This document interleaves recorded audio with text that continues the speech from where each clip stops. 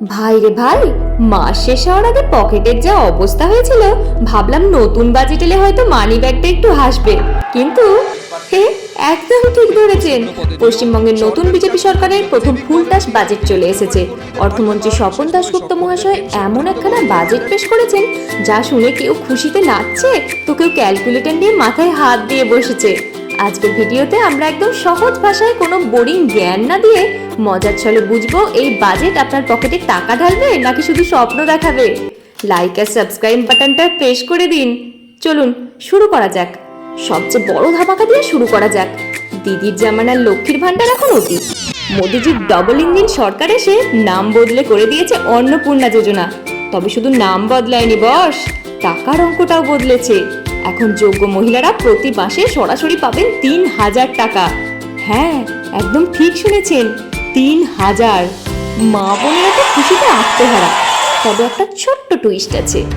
মুখ্যমন্ত্রী শুভেন্দুবাবু জানিয়েছেন, পূর্বতন সরকারের রেখে যাওয়া ৮,৫৫,০০০ কোটি টাকার ঋণের বোঝা মাথায় নিয়ে এই প্রকল্প চালাতে হচ্ছে। মানে ব্যাপারটা কেমন জানেন?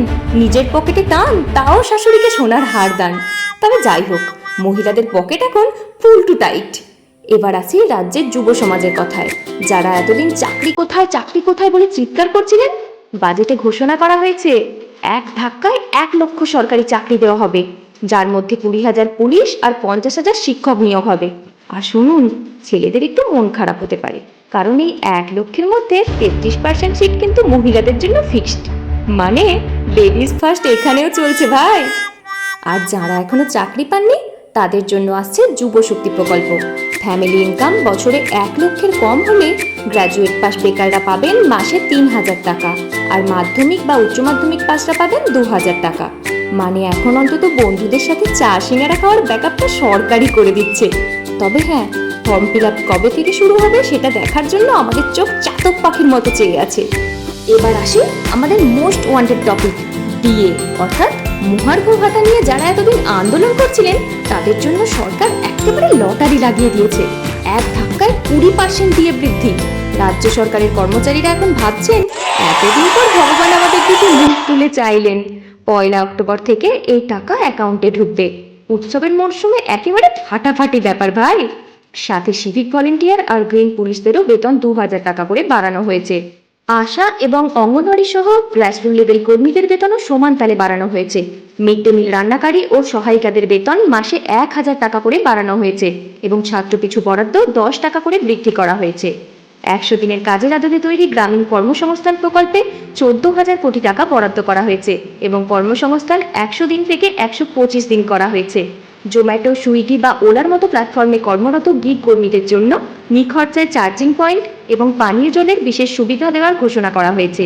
আলিপুরদুয়ার, কালিম্পং, দক্ষিণ দিনাজপুর এবং পশ্চিম বর্ধমান এই ৪টি জেলায় নতুন সরকারি মেডিকেল কলেজ তৈরি হবে বলে ঘোষণা করা হয়েছে। পিএম3 অর্থাৎ উন্নত পরিকাঠামোযুক্ত স্কুল গড়তে ২১০০ কোটি টাকা বরাদ্দ হয়েছে। লোয়ার সুন্দরবন সৌর প্রজেক্টের জন্য ৪১০০ কোটি টাকা বরাদ্দ হয়েছে। মেদিনীপুরের দীর্ঘদিনের বন্যা সমস্যার সমাধানে ঘাটাল মাস্টার প্ল্যানের জন্য ১২০০ কোটি টাকা বরাদ্দ করা হয়েছে।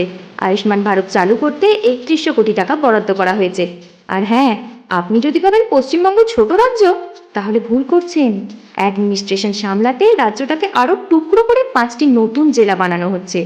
কলকাতার বিভাজিত অংশ বসিরহাট, সুন্দরবন, জঙ্গিপুর এবং আরামবাগ।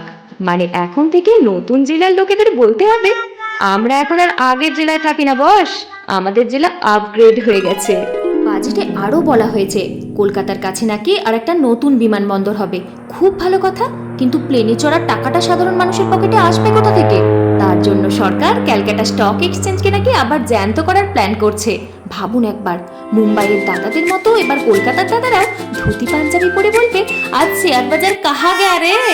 ব্যবসা বাণিজ্যের জন্য ৫,০০০ কোটির ইন্টেন্সিভও রাখা হয়েছে। দেখা যাক রাজ্যে সত্যি সত্যি কারখানা আসে নাকি শুধু খাতা কলমেই বাজেট বন্দি থাকে। এবার আসি সবচেয়ে চমৎকার এবং ম্যাজিক্যাল পার্টিতে, যে তথ্যটি হয়তো এখনো পর্যন্ত অন্য কোথাও শোনেননি। এই যে পশ্চিমবঙ্গের সম্পূর্ণ বাজেটটি পেশ করা হলো, এর প্রথম পাতা বা কভারটি কিন্তু কোনো সাধারণ কাগজ নয়। এটি আসলে একটি জ্যান্ত কাগজ, যাকে বলা হয় শিট পেপার বা বীজ কাগজ। কোনো গাছ না কেটে বাংলার ঐতিহ্যবাহী পাট আর সুতির কাপড়ের বর্জ্য দিয়ে গ্রামীণ কারিগররা হাত দিয়ে এটি তৈরি করেছেন।